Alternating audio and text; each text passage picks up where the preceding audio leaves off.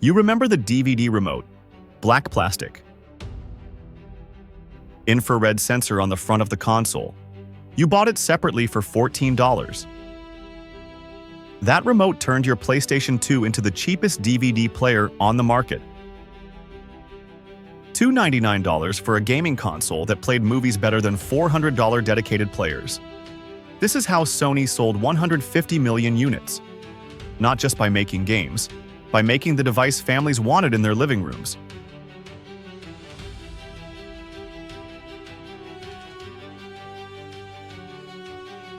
March 2000.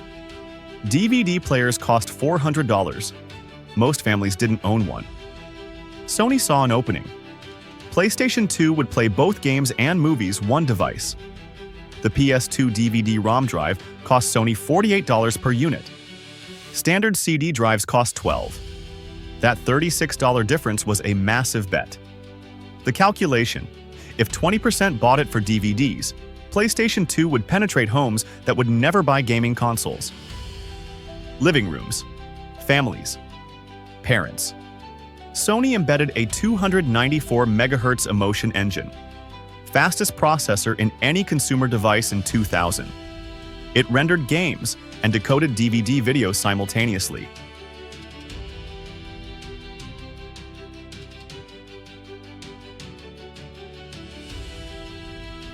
Every PS2 started with the emotion engine, 180 nanometer process, 10.5 million transistors. Sony's Nagasaki fabs produced 2 million chips monthly at peak. The DVD drive used a 650 nanometer red laser.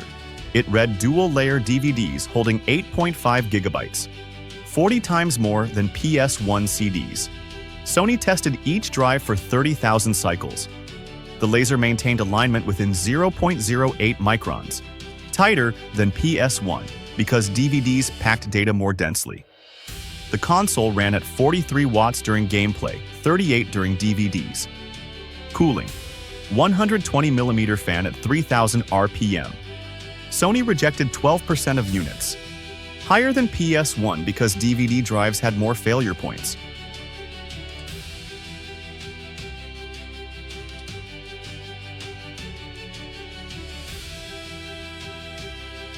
You remember watching The Matrix on PS2, maybe Lord of the Rings, Spider-Man. The console sat next to your TV like any DVD player. Your parents bought it not for games, for movies. $299 versus $400 for a dedicated player. The choice was obvious. Then you put in Grand Theft Auto San Andreas. 100 hours of gameplay. An entire state to explore. Voice acting from Samuel L. Jackson, James Woods, Peter Fonda. 800 voice actors total. All fitting on that 8.5 gigabyte dual-layer disc, God of War. Graphics that looked impossible on hardware from 2000. Kratos moving with motion-captured fluidity. The emotion engine rendering 75 million polygons per second. 3 times what any console could do. Final Fantasy X. The first Final Fantasy with voice acting, throughout 40 hours of cinematics that looked like CGI films. Possible because DVD storage let Square put pre-rendered video on disc. The DVD drive didn't just play movies, it enabled games that felt like movies.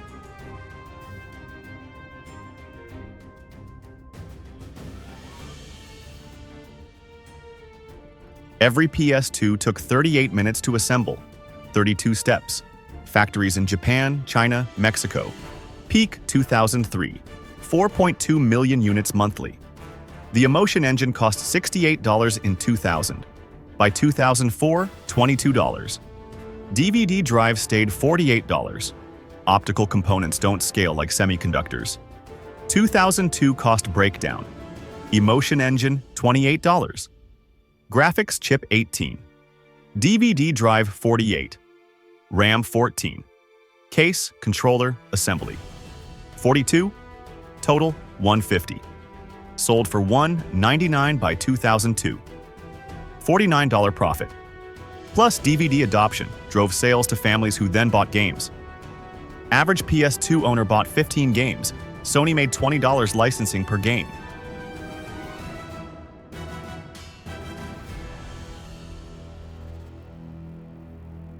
You remember the PS1 games. Memory cards from the first PlayStation.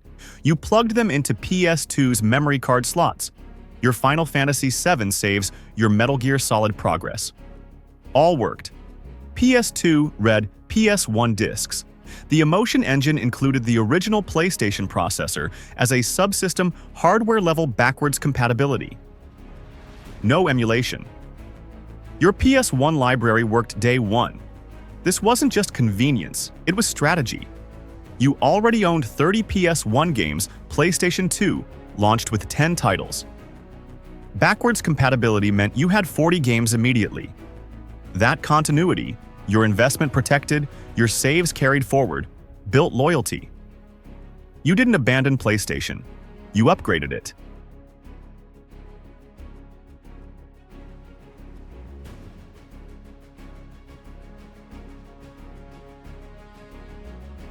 By 2012, PlayStation 2 sold 155 million units, best-selling console ever made. Xbox sold 24 million, GameCube 22. PS2 outsold both combined by 3 times. Why? The DVD player. Families bought it for movies, discovered games. By 2002, 30% of DVD player purchases were PlayStation 2s. Sony didn't just sell a console, they sold home entertainment. You remember the PS2 not because of the Emotion Engine's 294 MHz or 75 million polygons per second. You remember it because Sony's manufacturing bet, the $48 DVD drive, the 12% rejection rate, the backwards compatibility chip, put PlayStation in living rooms that would never have gaming consoles. The DVD remote you bought separately was strategy, making PS2 feel like home theater equipment, not gaming hardware. That $14 accessory legitimized the device for parents. PlayStation 2 proved expansion works. CDs enabled cinematic games. DVDs enabled movie playback. Storage plus strategy equals market dominance. Sony made the DVD gamble and won completely. But success breeds ambition.